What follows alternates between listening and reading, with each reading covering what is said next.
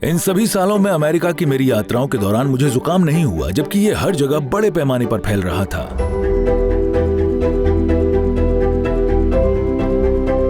आज Harvard medical school में कई अध्ययन किए गए हैं ये दिखाने के लिए कि कैसे ये सरल प्रक्रिया आपके इम्यून सिस्टम को बेहतर बनाती है।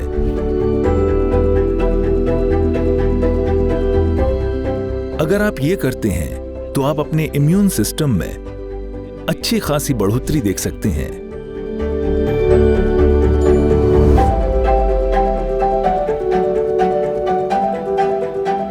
काले तिल एंटीऑक्सीडेंट्स से भरपूर, iron, copper, zinc, vitamin B, folate और विटामिन ई का एक बहुत अच्छा स्रोत।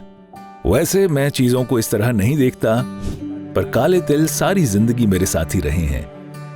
खासकर जब मैं ट्रैकिंग करने जाता था, जब मैं अकेले ट्रैकिंग करता था, तो भुने हुए काले तिल मुझे जीवित, सक्रिय और पूरे समय ऊर्जावान बनाए रखते थे। ये आपके कार्टिलेजेस और हड्डियों के जोड़ों के लिए अद्भुत होते हैं, दिल के स्वास्थ्य को बेहतर बनाते हैं और दक्षिण भारत की परंपरा का एक हिस्सा हैं। सर्दियों में जब दक्षिण भारत में ठंड और गर्मी एक साथ होती है तो उसकी वजह से स्किन फटने लगती है, तब हम काले तिल का सेवन करते हैं, खासकर कर्नाटक में।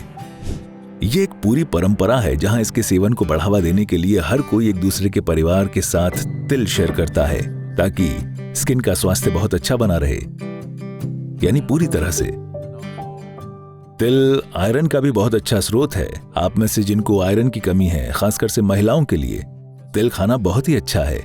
ये युवा महिलाओं के लिए भी मददगार है और उनकी ओव्यूलेशन प्रक्रिया को ज्यादा हेल्दी बनाता है।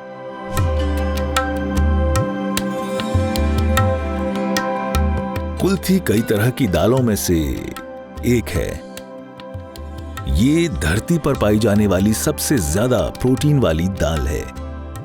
ये बहुत शक्तिशाली है, इसीलिए रेस के घोड़ों को ये कुल्थी खिलाई जाती है, जो कि अब हॉर्स ग्राम कहलाता है। बाजार में दुर्भाग्य से इसे हॉर्स ग्राम कहा जाता है। इसे तमिल में कोल्लू और दूसरी भाषाओं में हुरुली, तेलुगु में उलावालू कहा जाता है। तो ये एक बहुत अच्छी चीज है, इसे अंकुरित करना अच्छा होता है।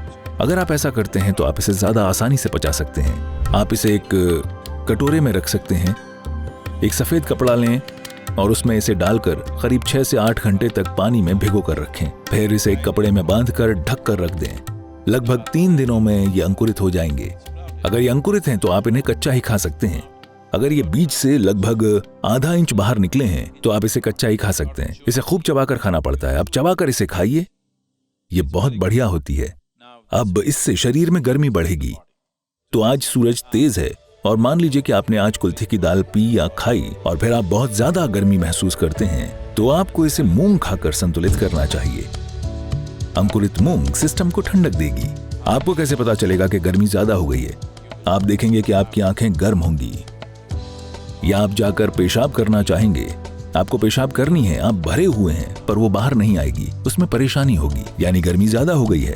अगर ऐसा कुछ होता है तो आप बस थोड़ा सफेद कद्दू का रस पी लें या थोड़ी सी मूंग खा लें या जरा सा अरंडी का तेल लें और इसे लगाएं, या तो नाभि के अंदर या अनाहत, विशुद्धि इस जगह और कान के पीछे, ये 2 जगह अगर आप इसे लगाएंगे तो तुरंत 5 मिनट में सिस्टम ठंडा हो जाएगा। आप बाथरूम जाइए, बिना परेशानी के सब हो जाएगा। बस जागरूक रहें कि क्या कितना चाहिए, आज शरीर को किस चीज की जरूरत है, वही आप करें।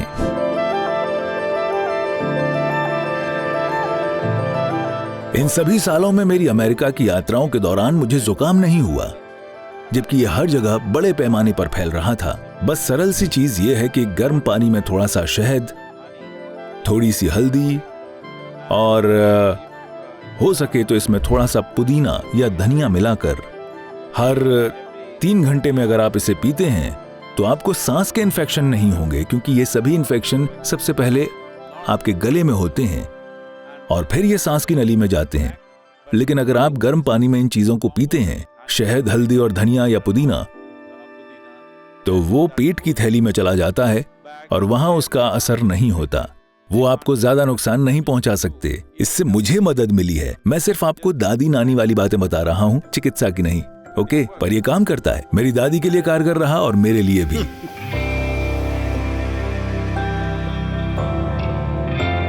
अगर आप नल्लिकाई या आंवला को कुछ टूटी हुई काली मिर्च या हरी मिर्च के साथ शहद में रात भर भिगोते हैं, हरी मिर्च मैं उन लोगों को बता रहा हूं जो दूसरे देशों में हैं। हरी मिर्च का मतलब मिर्च नहीं है, इसका मतलब कच्ची मिर्च है। काली मिर्च जब कच्ची होती है, जिसे आपने दुनिया के अधिकतर हिस्सों में नहीं देखा होगा। यहाँ हमारे लिए ये आम है, ये यहाँ मिलती है। तो इसे शहद में भिगोएं और हर दिन लगभग 3 चम्मच दिन में 3 बार लें। ये सभी चीजें सबसे अच्छा तब काम करती हैं जब आप खाली पेट सबसे पहले इन्हें लेते हैं। अगर आप ये करते हैं तो आप अपने इम्यून सिस्टम में अच्छी खासी बढ़ोतरी देखेंगे। मैं कहूंगा कि 4 से 8 हफ्तों में व्यक्ति अपने इम्यून सिस्टम में बड़ा सुधार देख सकता है।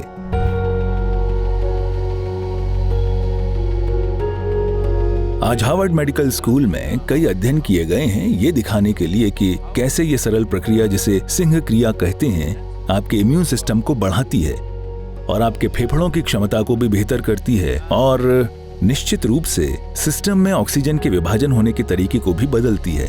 ये एक ऐसी प्रक्रिया है जो एक तो इम्यून सिस्टम को बेहतर बनाएगी और दूसरी चीज है कि इसमें आपकी सांस एक खास तरीके से शामिल होती है। मान लीजिए कि आप इसे आज से करना शुरू करते हैं। 1 हफ्ते बाद अगर आपको इसे करने में कुछ मुश्किल होती है तो दूसरे लक्षण सामने आने से भी पहले आपको ये स्पष्ट रूप से पता चल जाता है कि आपको कुछ सांस से संबंधित परेशानी है। दूसरे लक्षण आने से भी पहले, वो लक्षण जिन्हें आप आमतौर पर चिकित्सकीय रूप से पहचानते हैं, उनसे भी पहले आप देखेंगे कि आप ये अभ्यास नहीं कर पाएंगे अगर किसी तरह की सांस से जुड़ी परेशानी हुई है। तो अगर आप हर दिन में 2 बार ये अभ्यास कर रहे हैं तो ये इम्यून सिस्टम को बेहतर करेगा, लेकिन साथ ही आपको ये भी बताएगा कि ये एक टेस्ट की तरह है। अगर आप अचानक एक दिन इसे नहीं कर पाते हैं तो आप जान जाएंगे कि आपके सांस संबंधी सिस्टम में कुछ गड़बड़ है।